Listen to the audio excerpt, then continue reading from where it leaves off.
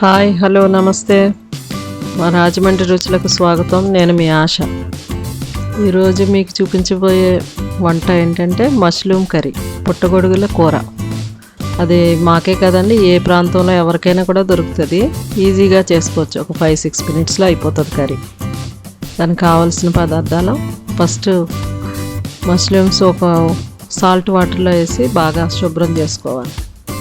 చల్లనీళ్ళు అండి, చల్లనీళ్ళలో కొంచెం సాల్ట్ వేసి బాగా కడుక్కోవాలి. వాటిని నీట్గా కడుక్కొని పొడి ప్లేట్లోకి తీసుకోండి. బాగా రుద్ది కడగండి. కడిగిన తర్వాత ప్లేట్లోకి తీసుకొని పెద్ద ముక్కలుగా కట్ చేసుకోండి. పెద్దగానే ఉండాలి ముక్కలు. ఒక 2-3 ముక్కల కన్నా ఎక్కువ చేయొద్దు. పెద్ద ముక్కలు కట్ చేసుకుని ఒక ప్లేట్లో పెట్టుకుని చూడండి, నీట్గా సైజు చూడండి, బాగుంటుందండి. వెజిటేరియన్స్కి మంచి కర్రీ.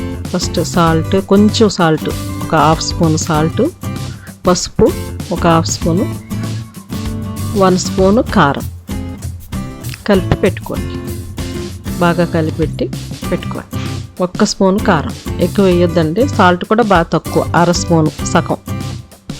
ఎందుకంటే ఉల్లిపాయలు వేయించుకున్నప్పుడు కొంచెం ఒక చిటికెడు సాల్ట్ వేస్తాం కాబట్టి తక్కువ వేసుకోండి. బాగా కలిపి పక్కన పెట్టుకొని ఒక పెద్ద ఉల్లిపాయ చిన్నగా కట్ చేసుకుని ఆయిల్లో వేసుకుని వేయించుకోండి. వేగుతున్నాయి చూసారా ఉల్లిపాయలు బాగా. కొంచెం సాల్ట్, చిటికెడు, 4 కరివేపాకు రెమ్మలు వేసుకోండి.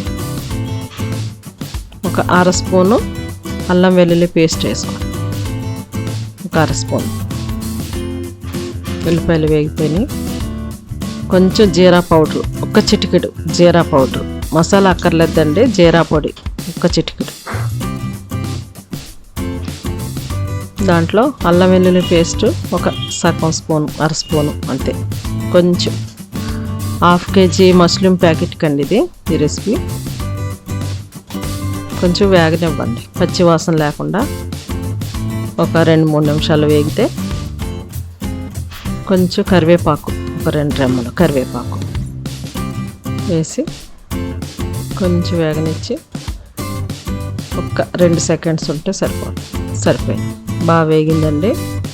ఇప్పుడు మనం ముక్కలు వేసేసుకుందాం. కలిపి పెట్టుకున్నాం కదా ఇందాక, ఆ ముక్కలు అన్నీ వేసేసుకుందాం.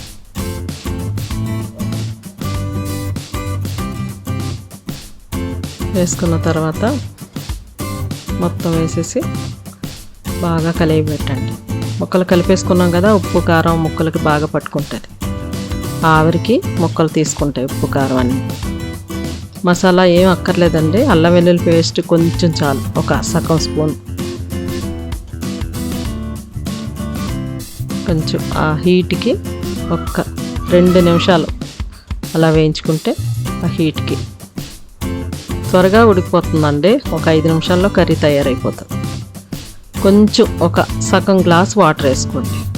కొంచెం కొద్దిగా మగ్గాక, ఎక్కువ వాటర్ వద్దు, కొంచెం జస్ట్ అవి ఉడకాలి కదా ముక్కలు. ఒక సగం గ్లాస్ చూసారా, అందులో ఉన్న వాటర్ పోయి డ్రై అయిపోయింది. మనం కొంచెం వాటర్ వేసుకుంటే ఇంకా బాగా ఉడుకుతాయి ముక్కలు. అంతే, చాలు.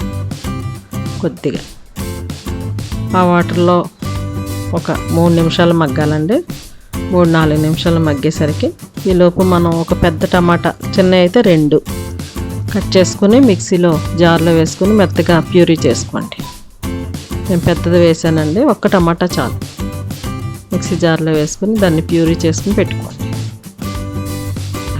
దగ్గరికి అయిందండి. మధ్యలో అలా టమాటా వేసి మధ్యలో వేసి కొంచెం 1 నిమిషం ఉంచండి చాలు. ఆ హీట్కి మధ్యలో ఉంటే కొంచెం టమాటా ఉడికిపోతుంది మీకు. సరే, అయిపోయింది. దగ్గరికి అవనివ్వండి. కొంచెం బాగా దగ్గరికి అయ్యాక ఉడికిపోయింది. ముక్క కూడా ఉడికిపోయింది మీకు. మంచి కలర్ఫుల్గా తయారైంది. సాఫ్ట్గా ఉంటుంది, ఎక్కువ కారం ఉండదు. దీంట్లో పులుపు కానీ మసాలా కానీ ఏమీ ఉండదు. మీరు రోటీకి కానీ రైస్కి కూడా తీసుకోవచ్చు.